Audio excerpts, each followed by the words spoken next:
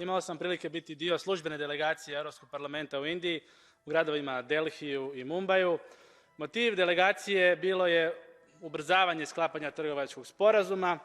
Naime, ako putujete u Indiju, ostavite sve predrasude doma, jer Indija je zemlja koja se razvija brzinom svjetlosti i to po svom modelu. Ne slijede američki tržišni fundamentalizam, niti kineski državni. Ministar vanjskih poslova Jaishankar i ministar trgovine i industrije Goyal, s kojima smo imali prilike diskutirati, moram primijetiti, najsposobniji su pripadnici izvršne vlasti s kojima sam ikad imao prilike diskutirati. Znaju točno što žele, jako dobro to brane i ne podilaze nikome.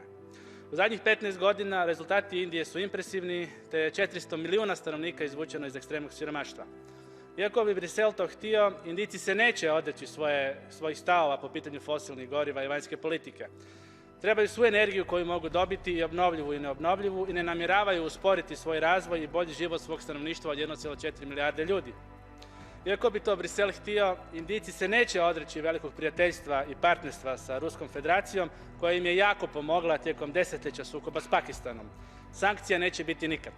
Tu se Delhi i Europa razilaze i zato neće biti trgovačkog sporazuma. Kiitokset.